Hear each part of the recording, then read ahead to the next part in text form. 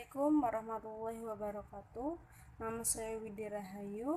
NIM saya 1705520108. Di sini saya akan mempresentasikan tentang audit lanjutan. Audit lanjutan ini bertujuan untuk memperoleh bukti yang cukup mendukung tujuan audit yang sesungguhnya berdasarkan hasil review pengujian pengendalian manajemen. Pada tahap ini, auditor harus mampu mengungkapkan lebih lanjut dan menganalisis semua informasi yang berkaitan dengan tujuan audit yang akhirnya dapat menyusun kesimpulan audit yang dibuat rekomendasi yang dapat diterima oleh objek audit. Langkah-langkah audit lanjutan. Yang pertama itu ada mengumpulkan tambahan informasi latar belakang. Yang kedua adalah memperoleh bukti. Yang ketiga adalah membuat ringkasan dan pengelompokan data. Yang keempat adalah menyusun kesimpulan atas dasar ringkasan bukti tersebut. Langkah pertama itu adalah mengumpulkan tambahan informasi latar belakang. Yang itu adalah menekankan pada usaha untuk mendapatkan data yang lebih lengkap dalam menganalisis yang diaudit sebagai dasar untuk membuat kesimpulan. Data yang diperoleh bisa dari luar perusahaan yang memiliki referensi yang sama. Misalnya, audit dapat menetapkan kompensasi dan menilai keadilan dan kelayakan kompensasi yang ditetapkan perusahaan tersebut. Selain itu, menggunakan data dari dalam perusahaan berkaitan dengan variabel-variabel yang diperhitungkan dalam kompensasi tersebut. Auditor juga dapat menggunakan data dari pasar kerja atau dewan pengupahan untuk mendapatkan informasi tentang kelayakan kompensasi untuk bidang pekerjaan atau tingkatan manajemen tertentu. Yang kedua adalah langkah memperoleh bukti. Yang itu bukti adalah fakta informasi yang digunakan sebagai dasar untuk kesimpulan audit. Bukti harus mempunyai hubungan yang dengan kriteria audit, objektif, relevan, kompeten, dan bermakna atau bermaterial. Tujuan memperoleh bukti ini adalah untuk menentukan bahwa kriteria yang digunakan audit itu sudah sesuai atau dapat diterima oleh perusahaan tersebut.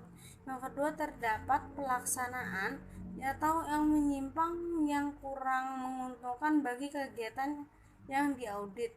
Yang ketiga, terdapat akibat yang cukup penting dan material terjadinya perbedaan antara kondisi dengan kriteria yang ditetapkan. Metode selanjutnya adalah metode yang digunakan untuk memperoleh data. Yang pertama adalah observasi lapangan, yang kedua adalah wawancara, yang ketiga adalah penggunaan kuesioner, yang keempat adalah kombinasi. Semua bukti yang diperoleh dalam audit harus memenuhi kriteria. Yang pertama adalah relevan, berhubungan dengan aktivitas yang sedang diaudit. Yang kedua, itu adalah material yang cukup berarti dapat mempengaruhi kesimpulan yang dibuat. Yang ketiga, itu adalah kompeten. Kompeten itu diperoleh dari sumber independen dan dapat dipercaya. Yang keempat adalah cukup. Cukup itu berarti memadai sebagai dasar pembuatan kesimpulan. Langkah tiganya adalah membuat ringkasan dan pengelompokan data. Bukti-bukti yang telah diperoleh kemudian diringkas secara rinci dan jelas, dikelompokkan sesuai dengan elemen-elemen sasaran audit, itu meliputi kriteria, penyebab, dan akibat. Bukti-bukti yang termasuk dalam kriteria itu adalah temuan-temuan audit yang berkaitan dengan norma atau standar yang ditetapkan oleh perusahaan tersebut. Itu berarti dirumuskan bersama dengan auditor. Selanjutnya dalam melaksanakan operasional perusahaan, berarti sesuai dengan operasional atau standar operasional yang ada di perusahaan tersebut. Yang kedua adalah kelompok penyebab, berbagai tindakan penyimpangan yang menjadi sumber terjadinya 3E tidak tercapai.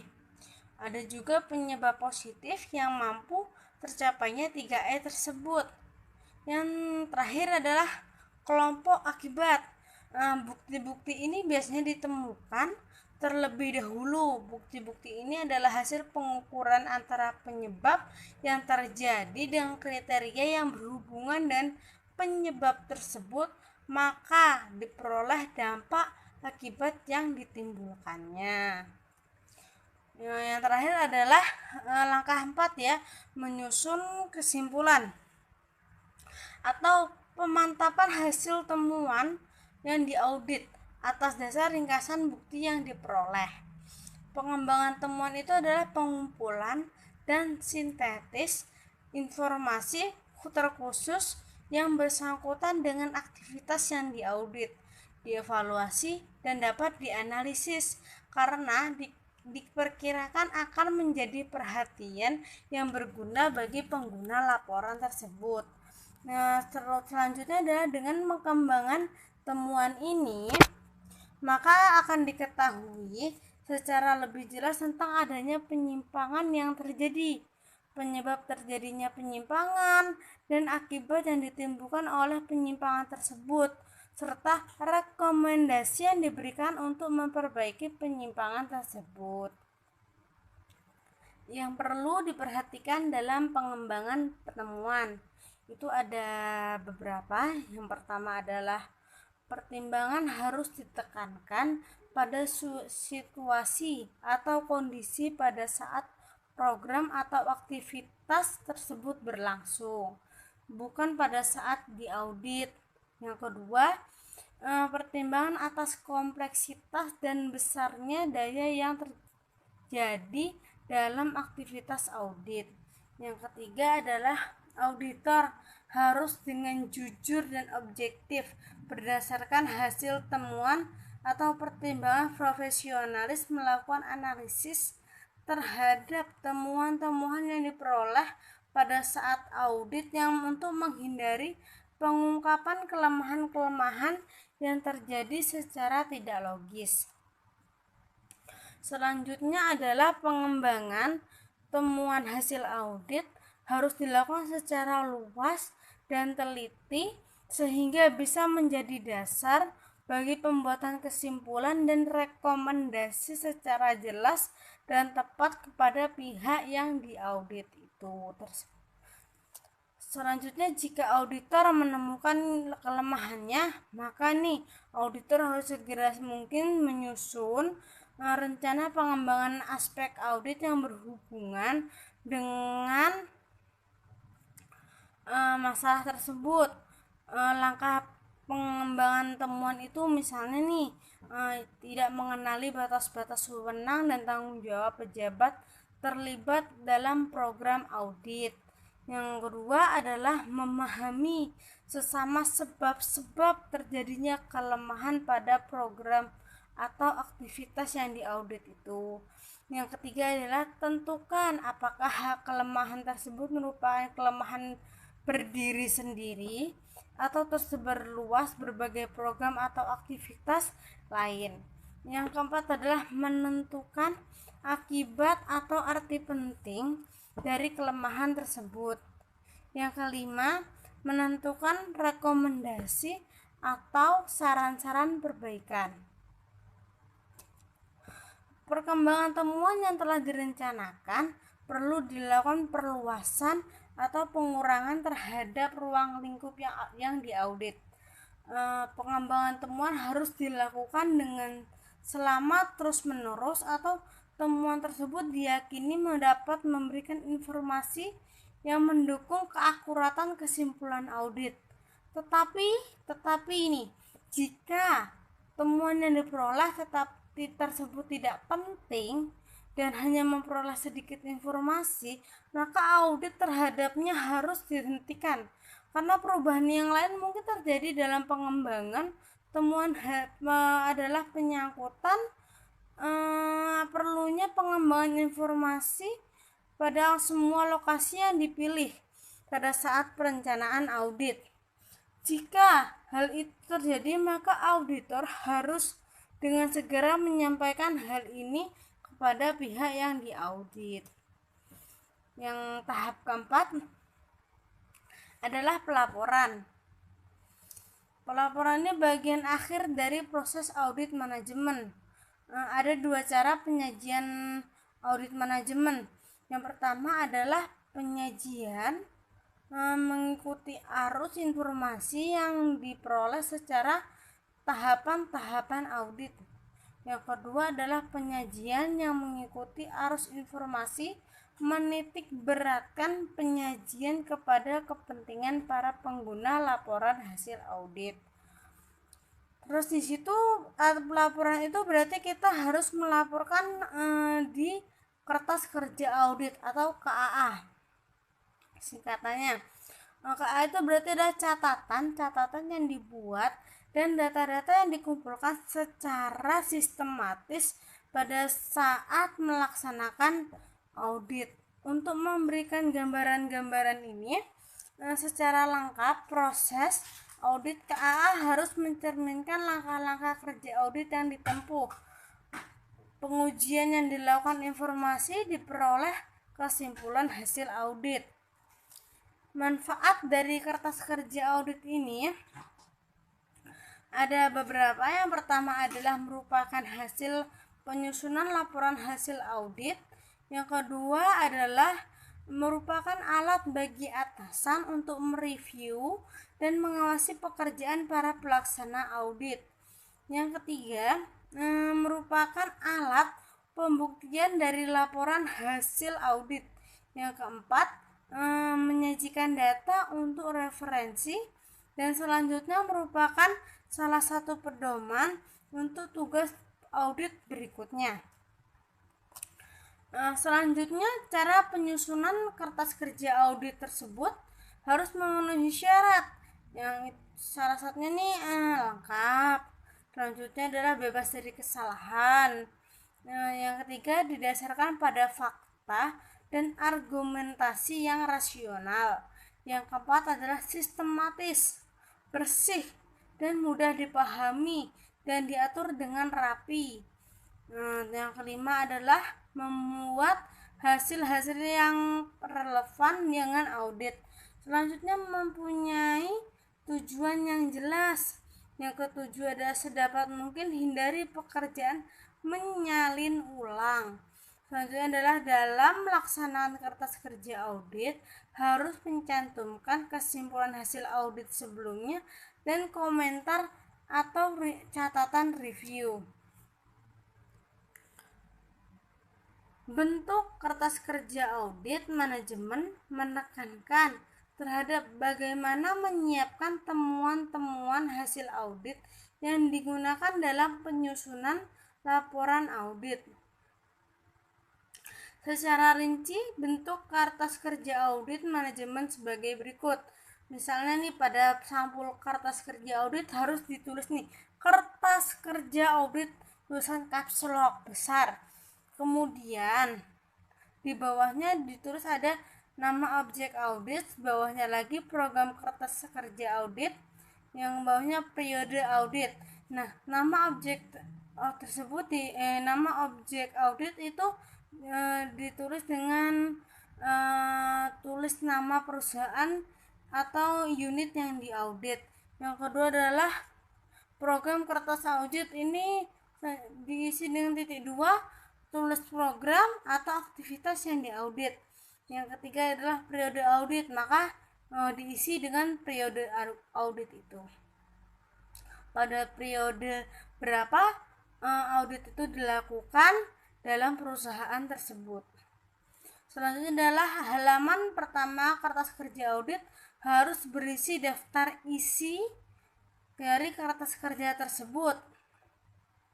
Selanjutnya adalah halaman 3 ya, bab 3 itu adalah ada daftar. Yang pertama ada isinya, ada simbol daftar simbol audit dan dari penjelasannya. Yang kedua adalah tembusan surat tugas. Yang ketiga adalah program kerja audit dan pengelompokan kertas kerja audit. Isi dan pengelompokan kertas kerja audit sebagai berikut. Yang pertama adalah kelompok 1 audit pendahuluan. Di situ ada subkelompok 1 dan subkelompok 2. Subkelompok 1 berisi dengan program kerja audit pendahuluan. Subkelompok 2 berisi tentang hasil audit pendahuluan, yaitu meliputi yang pertama informasi umum tentang program kertas kerja audit yang diaudit. Yang kedua adalah penelaah berbagai aturan dan kebijakan berkaitan dengan program atau aktivitas yang diaudit. Selanjutnya adalah ikhtisar hasil temuan audit dari audit pendahuluan. Kelompok 2 adalah review dan pengujian pengendalian manajemen. Itu meliputi subkelompok 1 dan subkelompok 2 juga. Subkelompok 1 adalah isinya program kerja audit dan review dan pengujian pengendalian manajemen termasuk internal control questionnaire atau disingkat ICQ yang digunakan. Yang kedua adalah subkelompok 2, itu hasil audit atau review pengujian pengendalian manajemen. Kelompok 2, review dan pengujian pengendalian manajemen meliputi subkelompok 1 dan subkelompok 2. Subkelompok 1, program kerja audit atas review dan pengujian pengendalian manajemen termasuk internal control questionnaire atau disingkat dengan ICQ yang digunakan. Yang kedua adalah subkelompok 2, itu berisi dengan hasil audit atau review pengujian pengendalian manajemen meliputi penelaah terhadap berbagai peraturan dan kebijakan yang berlaku pada objek audit tersebut. Yang kedua adalah ikhtisar hasil temuan audit atas review pengujian pengendalian manajemen. Yang kedua adalah kelompok 3 audit lanjutan meliputi subkelompok 1 dan subkelompok 2 juga. Itu subkelompok 1 berisi dengan program kerja audit lanjutan dan subkelompok 2 berisi tentang hasil audit lanjutan. Itu terdiri ada beberapa, ada 2. Yang pertama adalah pengembangan temuan, yang kedua adalah temuan daftar temuan dan rekomendasi. Kelompok 4 pelaporan hasil audit meliputi konsep laporan hasil audit, tembusan ya atau hasil laporan hasil audit. Selanjutnya kita akan menjelaskan tentang program kerja audit. Program kerja audit ini berarti rencana atau langkah yang harus dilakukan selama audit yang berdasarkan atau tujuan dan sasarannya ditetapkan serta informasi yang ada tentang program serta aktivitas yang diaudit. Manfaat penyusunan program audit. Yang pertama adalah merupakan suatu rencana yang sistematis tentang siapa tahap kegiatan yang bisa dikomunikasikan pada tim audit. Selanjutnya merupakan landasan yang sistematis dalam memberikan tugas kepada para auditor dan supervisor. Selanjutnya sebagai dasar untuk membandingkan pelaksanaan kegiatan dan rencana yang telah disetujui dengan standar serta persyaratan yang telah ditetapkan. Selanjutnya dapat membantu para auditor yang belum berpengalaman dan membiasakan mereka dengan ruang lingkup serta tujuan langkah-langkah audit. Selanjutnya itu dapat membantu para auditor untuk mengenali sifat atau fakta pekerjaan yang dikerjakan sebelumnya. Selanjutnya dapat mengurangi kegiatan pengawasan langsung supervisor. Program kerja audit disusun pada setiap tahapan yang dilakukan. Program kerja audit pendahuluan itu pengumpulan informasi umum tentang objek yang diaudit, cara pelaksanaan prosedur dan sistem operasional yang diterapkan dalam perusahaan tersebut. Selanjutnya adalah dalam tahap ini auditor harus melakukan pengujian pendahuluan atau pre-elementary test atas informasi yang diperoleh untuk mengidentifikasi aktivitas yang memerlukan perbaikan. Identifikasi ini disebut dengan possible audit objective. Hasil ini atau atau hasil identifikasi ini kemudian dianalisis untuk menentukan informasi yang dapat berkembang menjadi tujuan audit sementara. Setelah itu dari bukti-bukti tersebut sasaran sementara atau tentatif audit objektif. Ini auditor kemudian menetapkan langkah-langkah kerja spesifik yang diperlukan untuk tahap audit berikutnya untuk mendukung tentatif audit objektif yang definitif audit objektif.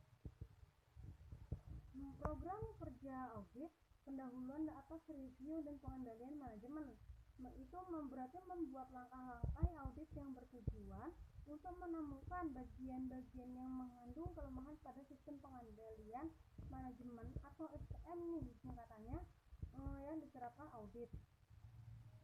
Selanjutnya langkah-langkah kerja pada tahap audit ini harus mengarahkan auditor tidak hanya memperoleh informasi tentang kendala atau keandalan sistem pengendalian manajemen tetapi juga memperoleh bukti-bukti yang diperlukan untuk merumuskan secara tepat dan cepat audit sementara menjadi tujuan audit yang sesungguhnya. Selanjutnya adalah program kerja audit lanjutan. Di sini membuat langkah-langkah yang terinci untuk mendapatkan bukti yang cukup material dan relevan atau akurat dalam mendukung temuan-temuan yang menjadi dasar untuk perbaikan selanjutnya. Program kerja audit ini pada audit lanjutan ini harus memberikan panduan kepada auditor dalam temuan hal yang ditemukan di situ atau yang dilakukannya. Setiap kerja audit mengandung 4 hal. Yang pertama adalah informasi pendahuluan. Itu memuat informasi latar belakang mengenai program atau aktivitas audit yang berguna bagi para auditor yang memahami dan melaksanakan program kerja auditnya. Bagian ini harus seringkas mungkin, sejelas mungkin. Selanjutnya adalah komentar dari berbagai pihak yang kompeten berkaitan dengan tujuan audit, termasuk komentar auditor itu sendiri. Yang kedua adalah pernyataan tujuan audit menyajikan. Itu ada 3. Yang pertama adalah tujuan yang ingin dicapai berkaitan tidak dengan permasalahan yang dihadapi dan perbaikan yang diharapkan dapat tercapai atau tidak. Selanjutnya adalah cara pendekatan audit yang dipilih. Jadi auditor itu tidak hanya langsung audit atau tidak, tapi juga harus tahu bagaimana perusahaan itu bergerak di bidang apa. Jadi setiap auditor harus mengetahui itu semua. Dan itu adalah salah satu atau salah berbagai cara, banyak cara sih yang dilakukan auditor untuk mendekatkan diri pada perusahaan atau klien itu gitu. Selanjutnya pola pelaporan yang dikehendaki. Yang ketiga adalah instruksi khusus. Yang keempat, langkah-langkah kerja memuat tentang pengarahan khusus pelaksanaan tugas audit dengan tahapan auditnya. Itu ada yang pertama adalah audit pendahuluan, itu meliputi pembicara pendahuluan dengan objek audit. Yang kedua adalah pengumpulan informasi umum, penelaah peraturan, evaluasi prosedur kerja, dan sistem operasional. Selanjutnya adalah tes pendahuluan atas informasi yang diperoleh guna mengidentifikasi tujuan hasil audit sementara. Selanjutnya, pembuatan ikhtisar hasil audit pendahuluan. Di situ ada yang ketiga adalah ada B adalah review dan pengujian dan pengendalian manajemen. Itu ada 2. Yang pertama adalah pengujian pengendalian manajemen. Yang kedua adalah pembuatan ikhtisar hasil temuan pengujian pengendalian manajemen. Selanjutnya ada audit lanjutan, itu meliputi pengembangan temuan hasil pengujian pengendalian manajemen. Selanjutnya penyajian hasil audit lanjutan atau daftar temuannya itu. Yang ketiga adalah pembahasan temuan penanggung jawab audit. Selanjutnya adalah pembahasan hasil audit dengan objek audit. Yang kelima adalah penyusunan rekomendasi. Fungsi program kerja audit sangat penting, bukan? Jelas, kalau tidak maka ada ketentuan yang harus diperhatikan dalam menyusun program audit. Yang pertama ini ada tujuan audit harus dinyatakan secara jelas dan harus dicapai secara atas dasar pekerjaan yang direncanakan dalam proses kerja program kerja audit. Selanjutnya, program kerja audit harus disusun yang sesuai dengan penugasan yang bersangkutan. Yang ketiga, setiap langkah kerja harus berbentuk instruksi mengenai pekerjaan yang dilakukan. Tidak boleh pekerjaan itu tidak dilakukan dengan kehendak diri sendiri, berarti harus dengan instruksi yang ada dari atasan atau auditor itu sendiri. Terus selanjutnya, setiap langkah kerja harus merinci pekerjaan yang dilakukan disertai dengan alasan-alasannya. Karena bila mana dia mengerjakan sesuatu itu harus dilaporkan supaya tidak ada kejanggalan, dan disertai alasannya untuk mengetahui apa guna dari dia melakukan program itu atau langkah-langkah itu atau pekerjaan itu. Selanjutnya ada program kerja harus menggambarkan urutan prioritas langkah-langkah kerja yang harusnya dilakukan. Sebelum audit dilakukan, kita harus mempunyai langkah-langkah audit, langkah-langkah sebagai auditor yang bagaimana, yang elegan dan baik, yang sesuai dengan SOP yang berlaku. Terus program kerja audit harus fleksibel dan setiap perubahan harus dilakukan dengan persetujuan atasan auditor. Selanjutnya itu ada program kerja audit, hendaknya harus berisi informasi yang perlu untuk melaksanakan audit dan dievaluasi secara tepat. Selanjutnya, program kerja audit tidak boleh memuat perintah untuk memperoleh informasi yang telah ada dalam permanen file. Pekerja audit tidak boleh membuat perintah untuk mengubah atau bagaimanapun atau informasi yang sudah ada secara permanen di perusahaan atau klien tersebut. Maka dari situ audit harus memiliki data-data yang masih bisa diubah atau yang tidak permanen. Yang selanjutnya adalah program kerja audit harus menyertakan taksiran-taksiran waktu yang diperoleh sesuai dengan rencana kerja audit untuk melaksanakan kegiatan yang bersangkutan. Di situ para auditor harus melakukan atau harus tahu apa kegiatan yang dilakukan, kira-kira berapa hari untuk melakukan audit tersebut atau kegiatan tersebut. Selanjutnya adalah program kerja audit disiapkan oleh tim audit dan harus dibahas bersama-sama dan pengawasan seluruh anggota tim audit. Kertas kerja audit yang disiapkan oleh ketua tim itu harus dibahas bersama-sama, tidak boleh lebih, tidak boleh kurang, harus benar-benar klop. Dan pengawasan juga harus dilakukan oleh seluruh anggota tim audit. Selanjutnya, contoh-contoh program kerja audit setiap tahapan itu ada kayak contoh program kerja audit pendahuluan. Itu bisa dilihat di buku IBK Bayangkara. Di situ juga ada contoh program kerja review dan pengujian atas sistem pengendalian manajemen. Selanjutnya juga ada contoh program kerja audit lanjutan. Bisa dilihat di buku IBK Bayangkara. Karena saya mengambil semua dari situ untuk melakukan presentasi ini. Selanjutnya ya, saya akan menjelaskan tentang penyajian laporan. Penyajian laporan auditor itu mengikuti format. Yang pertama ada informasi latar belakang. Latar belakang itu berisi tentang informasi umum tentang perusahaan dan program atau aktivitas yang kita audit itu. Selanjutnya adalah kesimpulan dan temuan audit. Kesimpulan yang dibuat berdasarkan temuan-temuan yang diperoleh pada saat melakukan audit, baik itu temuan yang berhubungan dengan kriteria, penyebab, maupun akibat. Yang ketiga adalah rumusan rekomendasi, saran perbaikan yang diberikan auditor atas berbagai kekurangan atau kelemahan yang terjadi pada program kerja atau kerja audit yang diaudit. Setiap rekomendasi yang diajukan